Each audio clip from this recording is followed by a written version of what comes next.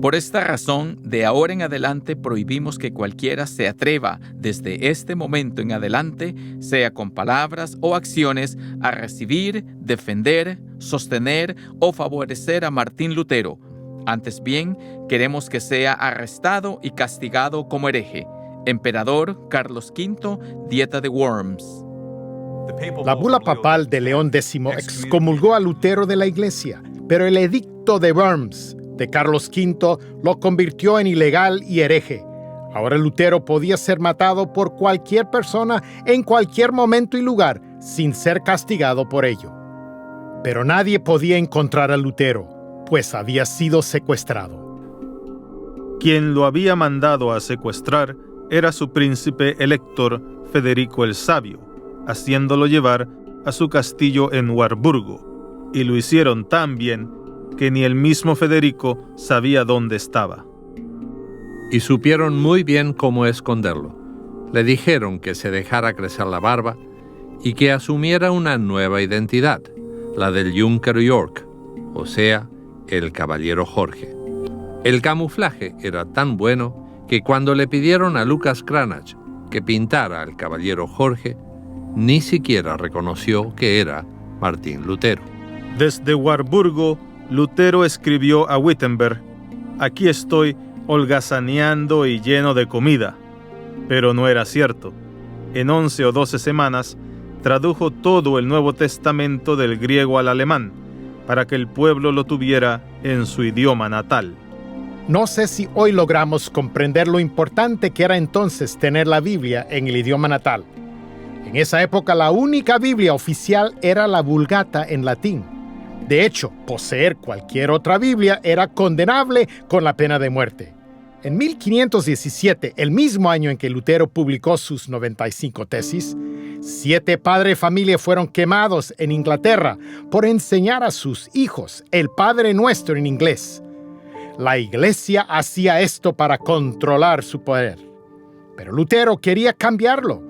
En la palabra de Dios, Lutero había encontrado la forma de escapar de su propio miedo y del terror de Dios, y quería que el pueblo también tuviera ese gozo y paz que él había encontrado. Al enseñar un evangelio basado en una traducción equivocada de una palabra, la Iglesia le había robado al pueblo el verdadero evangelio. Así introdujo en el mundo de sus días el concepto que el pueblo debía entender la palabra de Dios en su propio lenguaje y no depender de la interpretación de la Iglesia.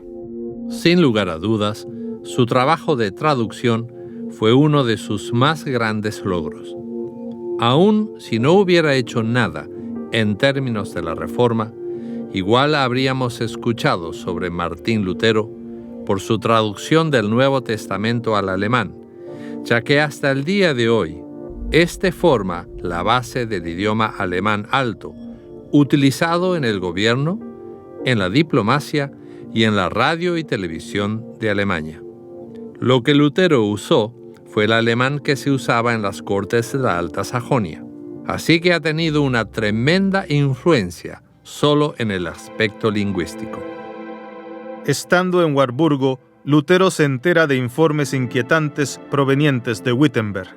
Su colega Andreas Karlstadt se había ido a los extremos con el tema de la Reforma, al punto que se apareció a predicar en la iglesia de Wittenberg, no con la toga usual, sino con su ropa de casa. El himno que eligió para el sermón fue «Mi criada ha perdido su zapato», que no tenía nada que ver con la fe o la religión. Se arrojaban ladrillos a los vitrales. Lutero nunca abogó por algo así, sino que siempre fue conservador en su reforma, tratando de mantener tanto como fuera posible de la iglesia medieval. Solo lo que contradecía la Escritura debía ser quitado. Así que ahora tiene 2 batallas para librar por el resto de su vida: contra aquellos que eran muy extremos y contra aquellos que no habían hecho suficiente. En 1525 hubo una revuelta de campesinos en Alemania, algo que causó mucho dolor a Lutero. En la Edad Media, Los campesinos estaban cruelmente dominados por sus terratenientes, por lo que una revolución era previsible. Pero Lutero no quería que una reforma religiosa se convirtiera en una revolución política o social. Los caballeros eran otro grupo, pronto a iniciar una revolución política contra el Sacro Imperio Romano, los príncipes y duques, y Lutero también tuvo que detenerlos. Así que Lutero está acostumbrado a tratar de mantener un equilibrio entre todos los extremos que se encontraban presentes. En el año 1526, Lutero se da cuenta que una iglesia nueva está surgiendo. Lutero vio cuánto se había dañado la iglesia medieval, por lo que había que reconstruirla. Y así lo hace, desde su base. Esta iglesia que estaba surgiendo era la que Eck despectivamente había llamado luterana. Lutero escribió lo que denominó la misa alemana, que en realidad era un arreglo muy conservador de la liturgia que estaba en uso en la Iglesia Católica Romana de esa época. En los servicios de adoración de la iglesia medieval, los miembros de la congregación eran vistos como espectadores. Escuchaban la liturgia de la misa, que probablemente era cantada por un coro, y observaban la elevación de los elementos de la Santa Cena. No eran más que simples espectadores. Pero Lutero quería cambiar eso. Él quería que fueran activos. Para ello participaban en el canto de la liturgia y también en el canto de los himnos. El escuchar el sermón era visto como algo activo, ya que la palabra de Dios es activa en la vida de las personas. El cambio en el servicio de adoración fue realmente tremendo. Los laicos recibirían ambos elementos en el sacramento, el pan y el vino, algo que no era costumbre en la iglesia de Roma. Entonces Lutero dice: no tenemos himnos, así que mejor me pongo a escribir algunos. Y así lo hizo, componiendo himnos famosos como Del alto cielo vengo yo, un himno de Navidad, y por supuesto el gran himno de la Reforma, Castillo fuerte es nuestro Dios. Una de las cosas que insta a hacer a su príncipe es patrocinar una serie de visitas a las parroquias para ver cómo está siendo recibido el mensaje de la Reforma. Y lo que descubre lo espanta. Algunos pastores ni siquiera saben los 10 mandamientos, y otros no pueden decir de memoria el credo. Escandalizado por esto, Lutero regresa a Wittenberg decidido a enseñar al pueblo. Y escribe 2 libros que solo son superados en importancia por su traducción de la Biblia. El Catecismo Mayor, para enseñar a los pastores las doctrinas principales de la Biblia, y el Catecismo Menor, escrito en forma de preguntas y respuestas, para que la cabeza de familia pudiera enseñar las verdades de la Escritura a sus hijos. De hecho, en la Iglesia Luterana, estos catecismos todavía se siguen utilizando hoy día. La palabra protestante tiene un origen muy interesante. En 1529, el emperador Carlos V envió una carta de advertencia a todos los príncipes luteranos, diciéndoles que volvieran al seno de la Iglesia Madre y dejaran el luteranismo, y que si no lo hacían, él los visitaría con fuego y espada. Los príncipes luteranos se reunieron en Speyer, un poco más lejos de Worms, y comenzaron así una declaración firmada con Juan el Inalterable, que decía: protestamos delante de Dios, nuestro Creador, Redentor y Salvador, y ante quien un día será nuestro juez, y también delante de nuestros súbditos, etcétera, etcétera. En otras palabras, decían: no vamos a abandonar nuestra fe verdadera basada en la Escritura. De esa primera afirmación, protestamos delante de Dios, surgió el nombre de protestantes. Así es que mientras la reforma va tomando forma y adquiriendo importancia, inevitablemente la enseñanza no es uniforme y comienzan a verse diferentes tipos de énfasis en diferentes lugares.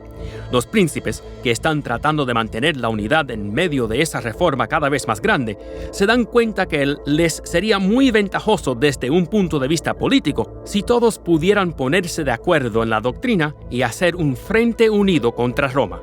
Y para ello, organizan una reunión en Marburgo con Lutero, Zwinglio y otros líderes claves, con la intención de firmar un acuerdo común para poder decir que estamos todos unidos y presentar un frente común contra Carlos y contra la Iglesia Católica Romana, porque el emperador Carlos todavía es cómplice de la Iglesia.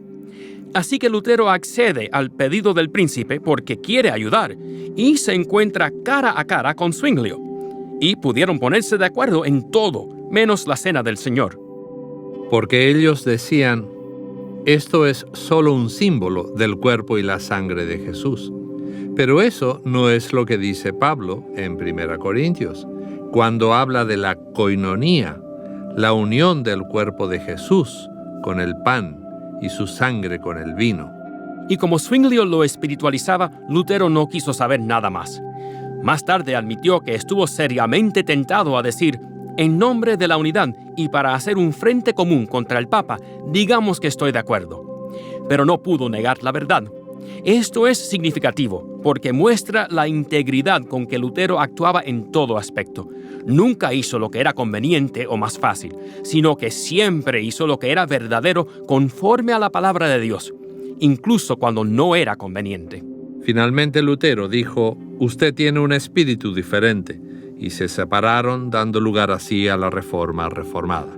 Carlos V necesitaba la unidad religiosa dentro del imperio, por lo que convocó la Dieta de Augsburgo y quiso que los príncipes luteranos se reunieran para defender sus convicciones religiosas. Para ello, Juan el Inalterable convocó a Lutero y a otros más. Pero como la bula del Papa y el edicto de Carlos V contra Lutero todavía seguían vigentes, Lutero no podía acercarse a Augsburgo. Por lo tanto, Melanchthon presentó ante la Dieta de Augsburgo lo que Lutero y la Iglesia creían. Los príncipes se reúnen entonces en Habsburgo y presentan su confesión, la Confesión de Habsburgo, que es más que una simple confesión de parte de los príncipes del 1530. Se convierte en la articulación de la fe luterana. Hasta el día de hoy, la Confesión de Habsburgo es el documento que articula lo que creemos y por qué, y presenta las razones a partir de la Escritura y la historia. Es la confesión de la Iglesia. Si bien Melanchthon aportó mucho a la Reforma, alteró la Confesión de Augsburgo, especialmente en cuanto a la presencia real de Cristo en la Cena del Señor.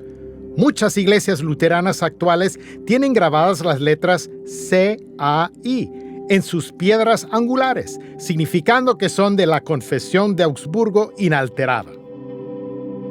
Toda su vida, Lutero pensó que iba a ser un mártir. Por otro lado, a Carlos V se le está terminando la paciencia y está casi pronto a declararles la guerra a los príncipes luteranos. Por esas razones, ellos se reúnen en Esmalcalda, en Alemania, y en 1537 fundan la Liga Esmalcalda de Príncipes Luteranos, con el fin de resistir al catolicismo y a las tropas de Carlos V.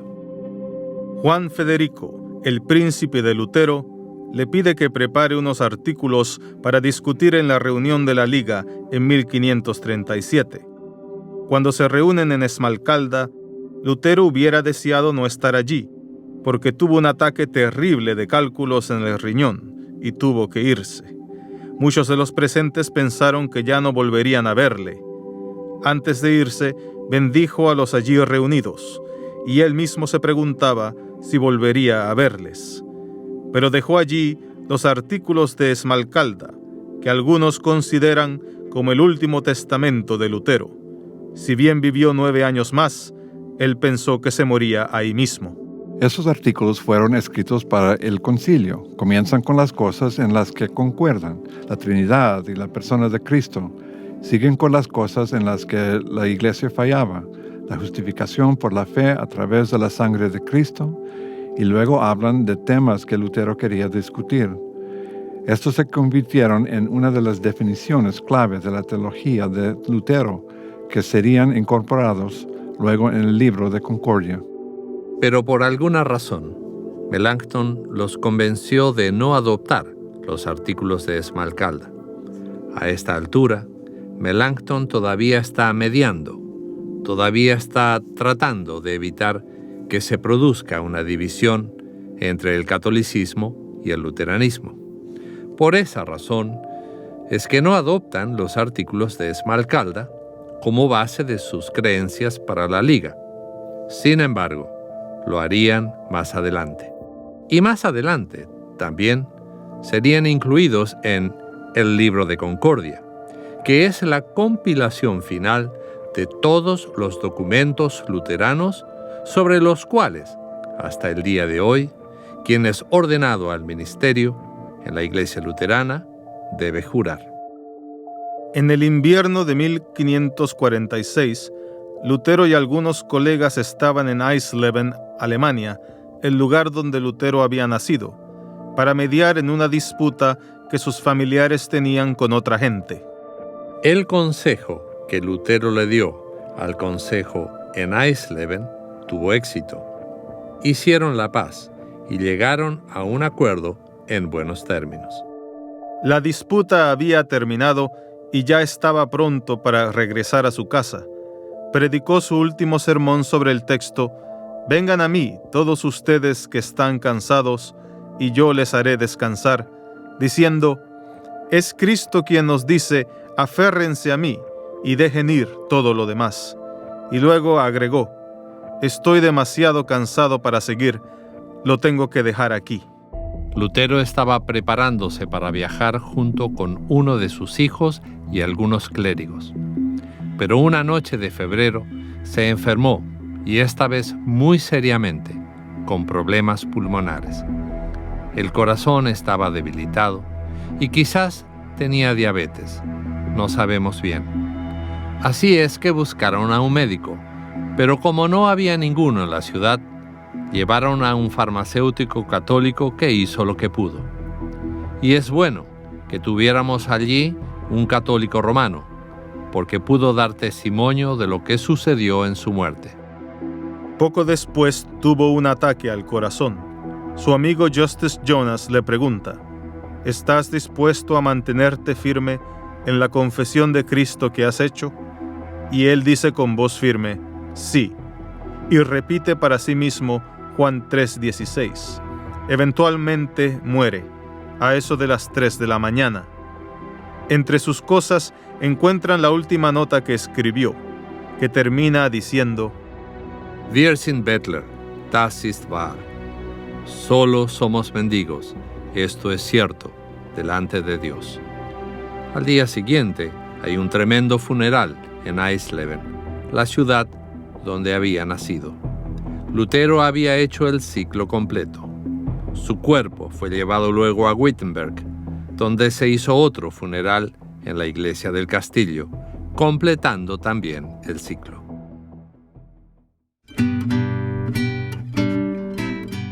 Martín Lutero es importante porque redescubrió el Evangelio, o sea que Dios, en Cristo, reconcilia al mundo consigo.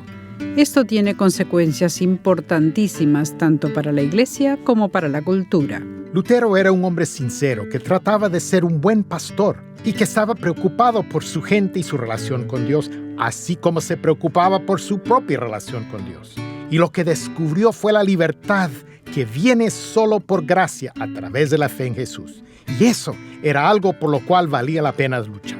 Si no entendemos el significado de la reforma de Lutero, no entendemos por qué somos luteranos y por qué debemos seguir siendo luteranos.